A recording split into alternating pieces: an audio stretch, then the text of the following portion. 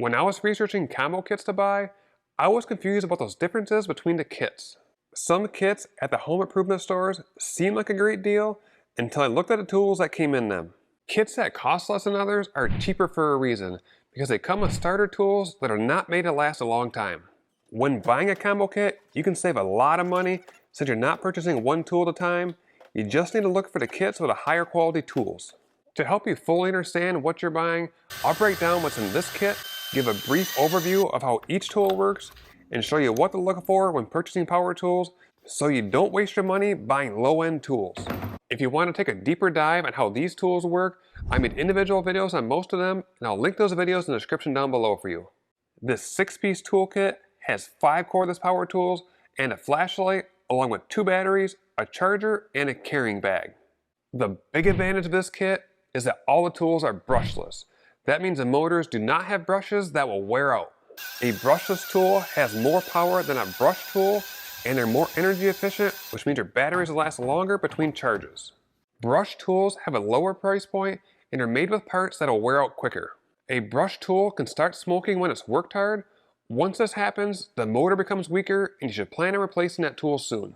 You can tell if a tool is brushless by the XR symbol on the side. XR stands for extreme runtime.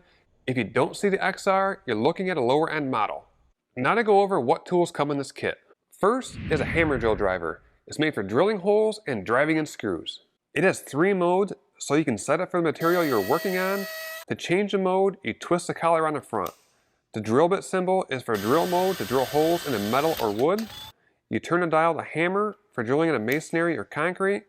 Something this drill does that most don't is it increases the RPM when it's in hammer mode, which is a big help for drilling into concrete. When you adjust the clutch to the different numbers, it helps you put in screws without over tightening or stripping them out. It comes with a side support handle to keep the drill from twisting in your hands, and the chuck has carbide teeth that grip the bit so it doesn't loosen up while you're drilling. This is the impact driver, and it's used to drive in screws. It's different than a hammer drill driver, which only turns the screw. Whereas the impact driver uses a hammering effect while driving in a screw, this makes a screw go in easy without risking breaking it off or stripping out the head. It has 3 speed settings for putting in different sizes of screws.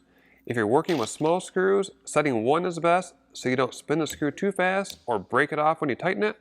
If you have big lag bolts to put in, setting 3 will give you the most amount of power.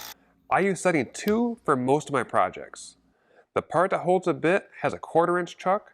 The little bits like these go into the chuck, and there are a lot of options available, so you can pick up one that fits the screws you need to use.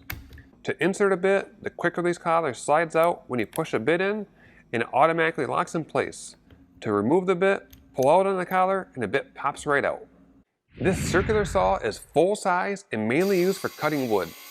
It has a 7 1/4 inch blade like you see on plug-in saws, and it can cut through material up to 2 9/16 inches thick. If you purchase a brush saw, which normally comes with a 6 1/2 inch blade, it will cut much slower and it won't be able to cut thick material. A good way to spot a high quality brushless saw is to look for the metal blade guard. The brush saws have black plastic blade guards which aren't as strong and can easily crack. This full-size saw is rated to cut 330 pine 2x4s on a charged 5 amp hour battery. That's a lot of cutting considering this is more boards than a bundle pallet from the lumber store. Another feature you won't find on light duty saws is this rafter hook, which makes it convenient to hang up a saw. You don't have to hang it up on a rafter, it will hook on any 2x4, even sawhorses. Next is a reciprocating saw. It's used for cutting metal, wood, and plastic. This compact reciprocating saw might look goofy, but is packed full of power and features to make your job easier. The big advantage of this compact saw is how short it is. It allows you to easily cut with one hand while holding what you're cutting with the other hand because you have more leverage with a handle closer to the material you're cutting. You can see why it's called a compact saw by looking at it. It is only 13 inches long to the back of the handle and 14.5 to the end of the battery, which is great for fitting in tight spaces, such as between most wall studs. When you combine its compact size and 5-pound weight, it is much more user-friendly than large traditional sawzall you need to use 2 hands to cut with. The blade can be used in 4 positions. To change the position, you pull up on the quick release lever and turn the blade up, down, right, or left. When you combine a small compact size and the fact that you can use the blade in 4 positions, you can cut in tight spaces, like weird overhead angles, and small crowded utility rooms with ease. The oscillating tool, which is also referred to as a multifunction tool, is great for those odd jobs. The kit comes with 2 blades to get you started. You can also find a variety of blades and sanding attachments for it. To change a blade or adjust the blade angle, it has a quick release lever with notches that hold the blade in place. You can work on delicate jobs because the blades are thin, and the tool makes a vibrating motion which allows you to cut, trim, and sand. And the variable speed trigger allows you to make precise cuts because you can slowly start the tool. The LED flashlight is nice and bright to help see in the areas you're working. It has a loop on top to hang it up, or it sits flat on the battery, and a head adjusts to turn the light where you want it. This 6-piece toolkit is a DeWalt DCK694P2. Let me break down how DeWalt writes their part numbers. The D is for DeWalt, C is for Cordless, and a K is for kit. Then it lists the model number of the kit. The first number of the model number is a 6 for the number of tools in the kit. The P after the model number is for the 5 amp hour battery, and a 2 at the end means there are 2 batteries in the kit.